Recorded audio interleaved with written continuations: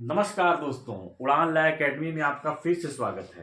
आइए आज एक नया एक्ट लेके प्रस्तुत हूँ यूपीएसआई बैच में। हालांकि ये यूपीएसआई बैच के लिए ही नहीं बल्कि बिहार एपीयू के लिए भी और यूपी पीसीएसजे में यूपी पीसीएसजे में नहीं, अदर एचजेएस में भी ये लागू हो मतलब कि अप्लाई होता है। इसको बोलते हैं SC ST act. SC ST act में आज पढ़ाने जा रहा हूँ। इससे पहले मैंने डाउरी प्रोहिबिशन एक्ट पढ़ाया, जिसको आप लोगों ने बहुत सारा प्यार दिया है और आगे उम्मीद है कि और देंगे। और मैं यह सीरीज कंटिन्यू कर सकूं तो प्लीज इसको लाइक करें, सब्सक्राइब करें, शेयर करें, ज्यादा से ज्यादातर लोगों तक पहुंचाएं। जब अगर 100 व्यूज भी नहीं आएंगे तो फिर मेरा मनोबल भी डाउन होता है। तो कम से कम 100+ व्यू आप इसको लेके आए, जबकि मेरे सब्सक्राइबर 500 हैं। तो मैं कम से कम अपने सब्सक्राइबरों से, अपने परिवार से अपील कर रहा हूं कि आप इनको 500 पार पहुंचाइए मेरी हर वीडियो को। ठीक है, आइए देखते हैं। The schedule caste and schedule tribe prevention of atrocities act 1989 का यह एक्ट है। इसमें कुल 5 चैप्टर हैं, 23 सेक्शन है। सेक्शन 1 है short title extent and commencement. Short title extent and commencement जब सेक्शन 1 सब में रहता है, होल ऑफ इंडिया पे अप्लाई है। डेफिनेशन में अगर हम देखें तो आश्रित का है टू ख ख, बीबी बीबी आश्रित होती है। सामाजिक बहिष्कार ईबी, अंगक जिसमें अंदर ऐप होता है उसको सामाजिक बहिष्कार कर देते हैं। आर्थिक बहिष्कार बीसी, आर्थिक बहिष्कार खग है। खग पीड़ित अंगग में है, पीड़ित अंगग में है। अंगग का मतलब हो गया ईसी, ईसी पीड़ित है। लोक सेवक ख छ में है। लोक सेवक वही है जो सेक्शन 21 में आईपीसी में बताया गया, वही लोक सेवक है यहाँ पे। और साक्षी अंगघ मतलब ईडी में साक्षी है। तो ये आप याद कर लेंगे किसमें क्या है, प्री में ये पूछता है। आइए अब आते हैं सेक्शन 2, खत्म हो गया सेक्शन 3। अत्याचार के अपराधों के लिए दंड क्या है, ये सेक्शन 3 में बताया गया है। सबसे पहले हमको जानना होगा कि एससी एसटी के ऊपर कौन कौन से अत्याचार होते हैं। पहले हम अत्याचार को जानेंगे, उसके बाद हम जानेंगे इसमें कितने दंड दिए गए हैं। सेक्शन 3 इसकी जान है, इस एक्ट की जान सेक्शन 3 ही है। और सेक्शन 3 से बहुत सारे क्वेश्चन पूछे जाते हैं प्री में, मेंस में। तो मैंने सेक्शन 3 को अपने हिसाब से डिवाइड कर लिया है ए बी सी के हिसाब से। जैसे कि ए में मैंने बताया है एट्रोसिटीज अगेंस्ट पर्सन, उस व्यक्ति के ऊपर जो अपराध मतलब होते हैं अत्याचार वो। फिर इसी मैंने 2 पार्ट किया है। महिलाओं के लिए मैंने अलग कर दिया है, यहाँ पे इंटेंशनली महिलाओं के लिए अलग कर दिया 2 पार्ट में। बी मैंने लिया है एट्रोसिटीज अगेंस्ट प्रॉपर्टी, जो उनकी संपत्ति के अगेंस्ट जो अत्याचार होते हैं उसको मैंने बी में लिया है।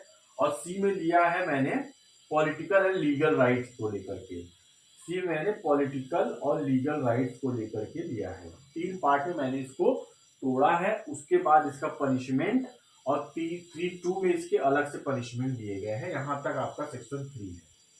यहां तक सोच लीजिए सेक्शन 3 है, उसके बाद सारे सेक्शन हैं 3 तक। तो कितना इंपॉर्टेंट है, चलिए शुरू करते हैं। पहला एट्रोसिटीज हम देखते हैं। Whoever not SC ST. अब समझिए कोई एससी एसटी व्यक्ति है, किसी दूसरे एससी एसटी से मारपीट करेगा तो उसके ऊपर आईपीसी लगेगी, एससी एसटी नहीं लगेगा। एससी एसटी उसके ऊपर लगेगा जब कोई गैर एससी एसटी किसी एससी एसटी के ऊपर अत्याचार करता है। ठीक है, तो इसलिए लिखा है हूएवर नॉट एससी एसटी क्या करता है, पुटिंग इन एडिबल और ऑब्नॉक्सियस इन माउथ। ऐसा कोई वस्तु उसके मुंह में डालता है जो खाद्य योग्य नहीं, जो खाने योग्य नहीं है, कोई गंदी चीज उसके मुंह में डाल रहा है, तो ये एक अत्याचार है। दूसरा, पुटिंग गार्लैंड्स विद फुटवेयर और पैरेड नेक, उसको चप्पलों जूतों की माला पहना रहा है या उसको नंगा दौड़ा रहा है या सेमी नेक्ड करके दौड़ा रहा है। तमाम वीडियो आप देखते रहते हैं, तो ये सब ऐसे अत्याचार हैं जो सेक्शन 3 में कवर किए गए हैं। फोर्सफुली रिमूविंग क्लॉथ मुस्टेच, जबरदस्ती उसके कपड़े उतरवा दे, जबरदस्ती उसकी मुंह छील दे मुस्टेच। पेंटिंग फेसेस और बॉडी, जबरदस्ती उसके पेंट को काला रंग से पोत दे या उसकी बॉडी को पोत दे अलग किसी भी रंग से। ट्रांसफरिंग हेड, या उसका सर जबरदस्ती मुड़वा दे, तो ये भी एक अत्याचार है। चौथा, डू बेगार और फोर्स लेबर, उससे बेगार लेबर ले, मतलब उससे काम करवाए लेकिन उसको कुछ पैसा न दे या उसके श्रम के अनुसार से उसको कुछ न दे। कंपेयर टू डिस्पोज और कैरी ह्यूमन कैरेसेस, अगर कोई बॉडी पड़ी हुई है तो उसको जबरदस्ती कहे कि नहीं तुम इसको हटाओ, डिस्पोज करो, यहाँ से हटाओ। इंटेंशनली इंसल्ट और intimidate to humiliate in public view, public view की नजर में, समाज में, पब्लिक में उसको उसका इंसल्ट करे, ठीक है, उसका इंसल्ट करे।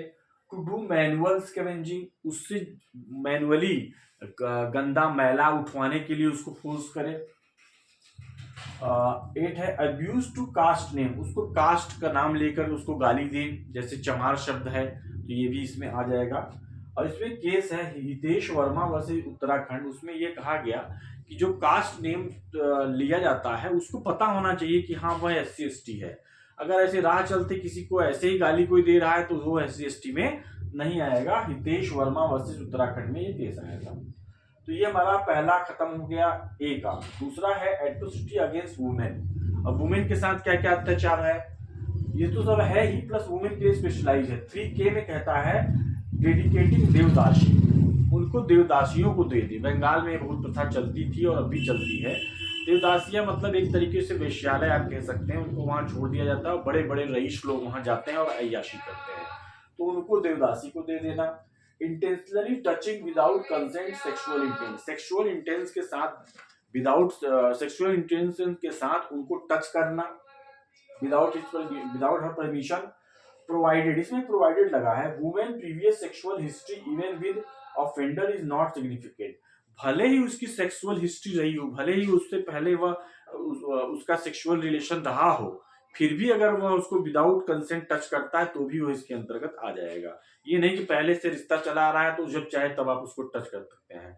नो मीन्स नो, आपने पिक्चर अमिताभ बच्चन की देखी होगी, ठीक है। तो ये एक और इनको मतलब बेनिफिट दिया गया है यहाँ पे, और ये एट्रोसिटीज है। अब हम आते हैं बी वाले एट्रोसिटीज पे, ये तो ह्यूमन पे हो गया। अब प्रॉपर्टी पे आते हैं। Atrocities against property rights 3B1 में कहा गया डंप्स एक्सक्रेटा सीवेज कार्केसेस, मतलब मैला कचरा जो भी कुछ है कहाँ डंप किया जा रहा है, premises of member of SC ST के प्रेमाइसेस में, उनके आसपास, उनके घर पे, या neighbourhood of member of SC ST, या SC ST के पड़ोसी के यहाँ ऐसा मैला कचरा लाके डंप किया जा रहा है। दूसरा, wrongfully occupies और कल्टीवेट लैंड, उनका जो लैंड है, उनकी जो जमीन है, जबरदस्ती कोई कब्जा कर ले या उसको कल्टीवेट करके धान गेहूं बोवत है। बताओ SC ST है तो कि जबरदस्ती चल सारे थे हट यहाँ से, हम के जो तब, तो ये जो चीजें होती हैं ये गलत है, ये नहीं होनी चाहिए। तो ये भी एक अत्याचार है। तीसरा, wrongfully disposition फ्रॉम लैंड और प्रीमाइसेस। अब क्या किए भैया, अब उनको उस जमीनिये से भगा दिए, चल साहब हम मार सारे किए, भगाओ यहाँ से। कई लोग लाठी डंडा लेके गए और उनके घर से उनको निकाल करके जब तक जमीन कब्जा कर लिए। अगला, destroy damage defiles any object sacred और highly esteemed bye.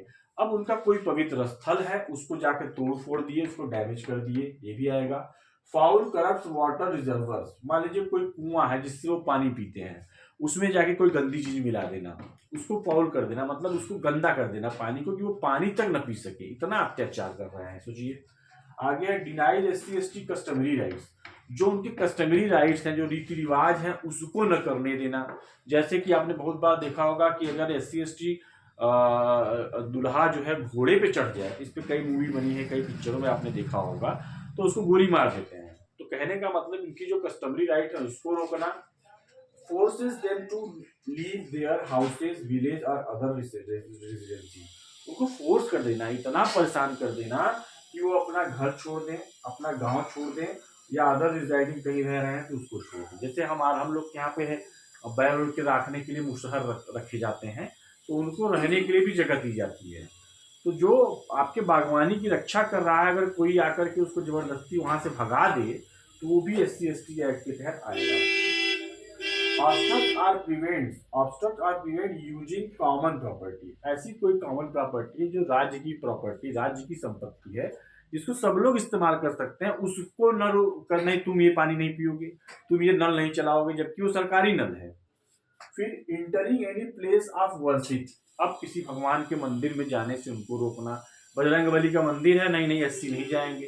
Shankar ji का मंदिर है, नहीं SC नहीं जाएंगे। तो वर्शिप प्लेस पे जाने से रोकना। राइडिंग बाइसिकल और मोटर बाइसिकल, देखिए आ गया, उनको साइकिल चलाने से रोकना, उनको मोटरसाइकिल चलाने से रोकना। साइकिल भी नहीं चलाने देंगे, मोटरसाइकिल से नहीं चलाने देंगे, तो पैदल ही जो यहाँ हमारे दुआरे पे साइकिल चलाओ बे, ये चीजें जो है नहीं होनी चाहिए, ये भी अत्याचार है। Entering education place and hospital, school में उनको न जाने देना, जैसे बाबा साहब भीमराव अम्बेडकर जिन्होंने संविधान लिखा और इतना गौरवशाली हमारा भारत बनाया, जिससे आज हमारा भारत प्रगति पर है, उनको भी नहीं बैठने दिया जाता था, उनको भी एजुकेशनल इंस्टीट्यूशन में नहीं जाने देते, क्योंकि उन्होंने इतनी डिग्रियां हासिल की हैं जिसका कोई अंत नहीं है। तो वहां न जाने, हॉस्पिटल में न जाने देना। अब उसका लड़का बीमार है बेचारा और आप उसको हॉस्पिटल में नहीं जाने दे रहे हो, तो ये भी एक अत्याचार है। तो ये अत्याचार हो गए प्रॉपर्टी से रिलेटेड। अब आते हैं सी में, मैंने लिखा है atrocities and abusing political and legal rights. Political और लीगल राइट्स को लेकर के फोर्स टू नॉट वोट, उनको जबरदस्ती घर में बंद कर दो, नहीं तुम वोट नहीं दोगे। अब बेचारे वो वोट नहीं दे पा रहे हैं, तो भी उनका राइट, लीगल राइट्स वहां पे सफर कर रहा है। Force to not performing duties, अगर उनको कोई ड्यूटी दी गई है वोटिंग के दौरान, उनको न परफॉर्म करने देना, ये भी एक तरीके का अत्याचार है। कॉजिंग हर्ट और ग्रीवियस हर्ट, उनको मारना पीटना, ग्रीवियस हर्ट कॉज करना। Commit any offence in voting, voting के दौरान उनके उनके ऊपर ऑफेंस करना, मारपीट करना। फॉल्स सूट अगेंस्ट देम, उनके खिलाफ झूठे मुकदमा लिखाए जाए, झूठे मुकदमा लिखाया जाए। लेकिन आजकल उल्टा चलता है, वो लोग मुकदमा लिखा देंगे SC ST में ना, तो जीवन बर्बाद हो जाएगा। इसलिए भैया उनसे लगो मत, उनसे हाथे जोड़ के रहो, हम तो कह रहे हैं। क्यों? क्योंकि आप वो भी इंसान है यार, उन्होंने बहुत सामाजिक बहिष्कार झेला है, कम से कम अब तो उनको जीने दो। भारत को अगर आगे बढ़ना है तो SC ST को ऊपर आना होगा, और इसके लिए जो सवर्ण समाज है और जो भी समाज है उनको साथ में लेकर चले, तभी ऐसा पॉसिबल है। और ऐसा हो भी रहा है, धीरे धीरे सरकार की इतनी स्कीमें आ रही हैं जिससे वो उन्नति कर रहे हैं और हमारा देश भी उन्नति कर रहा है। Give false information to public servant, public servant को झूठी गवाही देना, फॉल्स इंफॉर्मेशन देना, यही रहा मारपीट कर रहा, यही जमात था जो मारपीट कर रहा था। तो मतलब इस तरीके की भाषा का प्रयोग करके गलत इंफॉर्मेशन पब्लिक सर्वेंट को देना। और पब्लिक सर्वेंट अगर अदर जात का है तो मान भी लेता है, तो ये भी गलत है, उसको अपनी ड्यूटी का सही से निर्वहन करना चाहिए। अब पनिशमेंट कितनी है? जितना मैंने आपको बताया अत्याचार, एट्रोसिटीज का मतलब अत्याचार होता है, जितने अत्याचार मैंने बताए, मिनिमम 6 महीने तक का है अगर इनमें से कोई एक हुआ, मिनिमम 6 महीना, मैक्सिमम 5 इयर्स तक का हो सकता है। और प्लस फाइन है, और नहीं प्लस फाइन है। तो आप जान लीजिए जितने एट्रोसिटीज मैंने बताए उसकी सजा सीधा आपसे पूछ देगा। मिनिमम 6 महीना, मैक्सिमम 5 इयर्स, प्लस फाइन। ठीक, यहां तक आप समझ गए होंगे। अब हम आगे बढ़ते हैं। सेक्शन 3 का सब क्लॉज 2 है, जो कुछ अलग से डिफाइन करता है एट्रोसिटीज को, या कुछ एक्ट बताता है जिसके लिए अलग से पनिशमेंट है। ठीक, पहला कहता है giving false evidence of capital punishment. ऐसा कोई अपराध जिसमें कैपिटल पनिशमेंट है, डेथ पनिशमेंट है, उसमें क्या किया, गिविंग फॉल्स एविडेंस दे दिया। ठीक, या फैब्रिकेटिंग फॉल्स एविडेंस कर दिया किसी व्यक्ति ने जो SC ST नहीं है, तो उसको कितनी सजा होगी? LI, लाइफ इंप्रिजमेंट की सजा होगी। ठीक, और अगर एग्जीक्यूट हो गई वो सजा, उस SC ST को फांसी पे चढ़ा दिया गया, तो ऐसे व्यक्ति को जिसने फॉल्स एविडेंस दिया था या फैब्रिकेटिंग किया था, उसको डेथ पनिशमेंट होगा। मतलब अगर आपने उसको मार दिया, गलत एविडेंस दे करके मरवा दिया, और न्यायालय से गलती हुई, तो उस कंडीशन में आपको भी डेथ पनिशमेंट होगी। ये सेक्शन 3(2) का 1 कहता है। दूसरा, फिर giving false evidence about 7 years, अगर 7 साल से ऊपर तक के अपराध है उसमें आप फॉल्स एविडेंस देते हो, तो मिनिमम 6 मंथ है, मैक्सिमम 7 ईयर प्लस फाइन है। Minimum 6 month, maximum 7 year plus fine है। Mischief by fire damage property, अगर आप आग लगा देते हो उनकी संपत्ति में, तो भी minimum 6 month, maximum 7 year plus fine है, अगर उनकी संपत्ति में आप आग लगाते हो। चौथा है डिस्ट्रक्शन प्लेस ऑफ वर्शिप, जो उनका पूजा करने का स्थान है उसको आप तोड़ते फोड़ते हो, तब आपको मिलेगा LI plus fine, life imprisonment plus fine लगेगा। An offence under IPC 10 year plus above, अगर 10 साल या उससे ऊपर तक के जो भी अपराध हैं IPC में, जैसे लूट है, डकैती है, तो ऐसे मामलों में आपको लाइफ इंप्रिजमेंट प्लस फाइन मिलेगा। 10 साल से ऊपर तक के अगर आप IPC के ऑफेंस करते हो तो भी SC ST लग जाएगा, अगर आपने SC ST के खिलाफ वो काम किया है तो। ठीक, तो ये हमारा सेक्शन 3 था पूरा, और उम्मीद है अच्छा लगा होगा आपको। अब आगे बढ़ते हैं सेक्शन 4 पे, पनिशमेंट फॉर नेग्लेक्ट ड्यूटीज।